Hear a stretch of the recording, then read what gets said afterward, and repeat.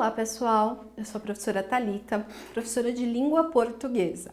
E hoje então nós vamos continuar a ver o pré-modernismo.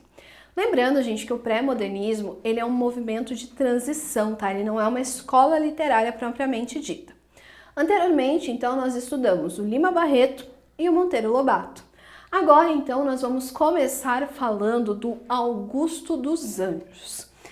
O Augusto dos Anjos, ele tem poemas que são classificados como científico-filosófico pessimista.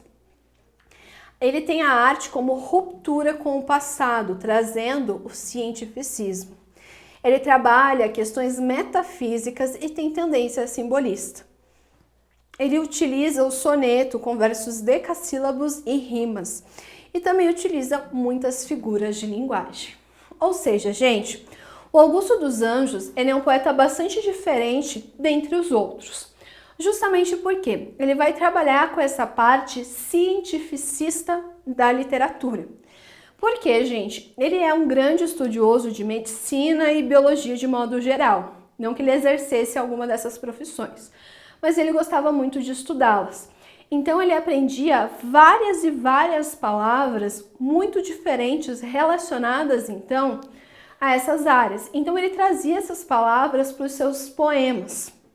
Obviamente, tem um tom filosófico, né, de reflexão e também pessimista. Então Augusto dos Anjos, ele tem uma visão totalmente pessimista da vida. Também, gente, apesar disso tudo, a gente fala que ele é um poeta um pouco difícil de classificar, porque ele é pré-modernista, parnasiano, simbolista, impressionista, expressionista. Então ele tem várias classificações. A gente coloca ele aqui no pré-modernismo porque é um movimento que basicamente abarca tudo, mesmo ele sendo um poeta tão diverso.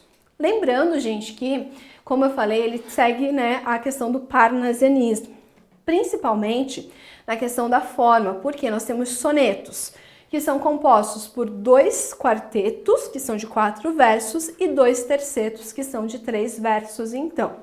Além disso, gente, todos os seus poemas possuem rimas e versos decassílabos, que então é a nossa medida clássica.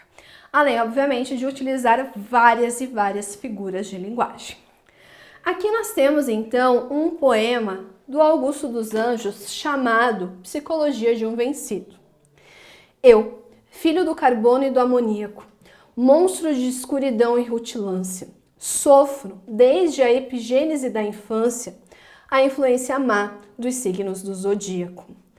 Profundissimamente hipocondríaco, este ambiente me causa repugnância. Sobe-me à boca uma ânsia análoga à ânsia que se escapa da boca de um cardíaco.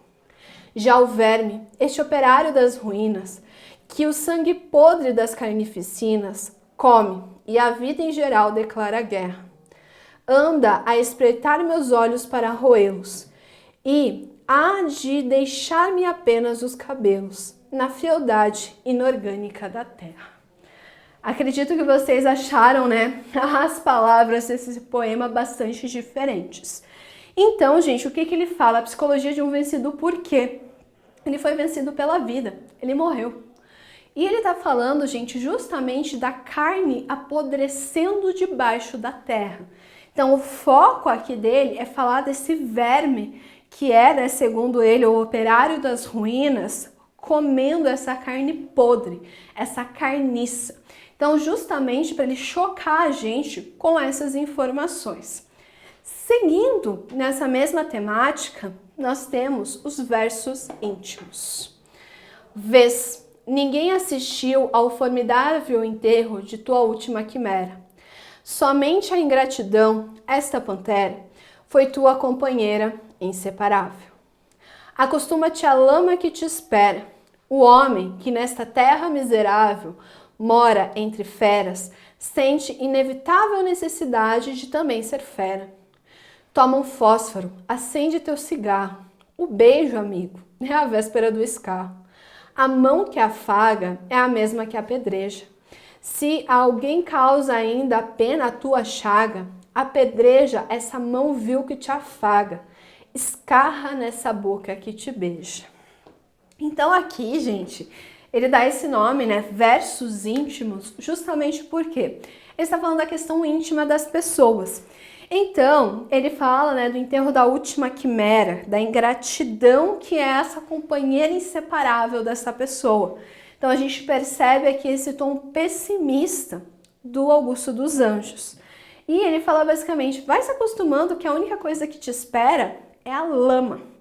E além disso, gente, ele fala que o homem, né, ele necessita ter essa vida, esse jeito de agir com os outros, justamente porque ele mora entre feras, então ele precisa ser uma fera também para sobreviver. E daí ele fala da questão do beijo, que é a véspera do escarro. Justamente porque a pessoa, aquela que te dá carinho, que te elogia e tudo mais, é a mesma que vai te prejudicar. Então ele fala que o beijo é a véspera do escarro. Então é uma imagem bastante nojenta que causa, né, bastante estranheza também em quem está lendo. Então ele fala basicamente o quê? O ser humano é isso. Então ele escreveu esses versos íntimos para mostrar exatamente o que é o ser humano. Aí, gente, nós temos agora o Graça Aranha. Ele escreveu o livro chamado Canaã, que é um livro que pode ser classificado como um romance-ensaio ou um romance de tese. As ideias contidas no romance são mais importantes, mais relevantes que o enredo. É considerado romance por concentrar as características convencionais. Há constante debate de ideias. 3 temas são os que aparecem no livro: o atraso social brasileiro, o papel da imigração e a busca de um sentido para a existência. Ao final, temos uma visão otimista do autor em relação ao futuro do Brasil. Então, gente, o Graça Aranha, ele produziu esse livro Canaã, que é um livro que ele é um romance, porém ele também traz teses extremamente importantes. Então, por isso que se fala que ele é quase um livro científico, né, de teoria. Então, aqui a gente vê que ele está dividido entre esses 2 caminhos. Então, gente, nós percebemos que há esse constante debate de ideias. Então, é um livro que ele traz ideias para serem, né, debatidas. E também, gente, ele fala de coisas que até hoje a gente percebe, né, aqui no Brasil, que é o atraso social brasileiro, o papel da imigração e a busca de um sentido para a existência.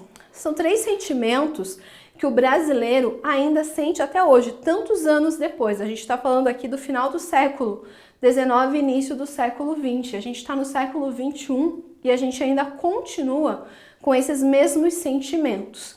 Mas ao mesmo tempo que ele traz um livro tão carregado, ao final ele vê esperança no brasileiro. É muito triste que a gente decepcionou o Graça Aranha, né? E por último, nós temos o Euclides da Cunha, que vai escrever um livro chamado Os Sertões. Ele vai acompanhar então como repórter a fase final da campanha de Canudos. A partir das reportagens feitas sobre Canudos, constrói a narrativa. Apoiador do governo, porém, ao ver a tragédia e a disparidade de forças, muda sua perspectiva. Vê na guerra o símbolo do abandono do homem do sertão. E o livro, né, Os Sertões, é dividido em A Terra, o Homem e a Luta. Gente, o Euclides da Cunha, então, ele foi como repórter cobrir, então, essa Guerra de Canudos, que estava, então, na sua fase final. Lembrando, gente, que a Guerra de Canudos, ela teve 3 fases. As 2 primeiras foram vencidas pela população de Canudos. E a terceira foi, então, a que foi vencida pelo exército brasileiro. Lembrando, gente, que ele constrói esse romance, então, a partir das reportagens que ele vai escrevendo, né, enquanto ele está acompanhando lá a Guerra de Canudos.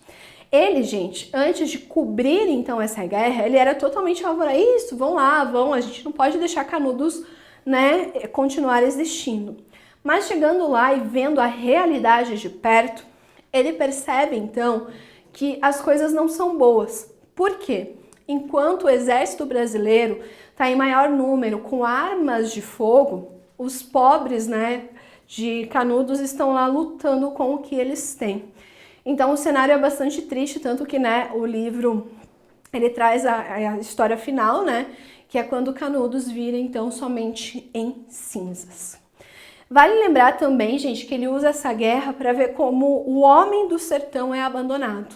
Então ele usa essa simbologia aqui. E o livro dele então é dividido em 3 partes. A Terra, quando a gente tem uma descrição geológica muito boa. O homem, uma análise sociológica. E a luta, uma análise então histórica. Bom, gente, espero ter ajudado vocês em mais uma aula de língua portuguesa. Até a próxima!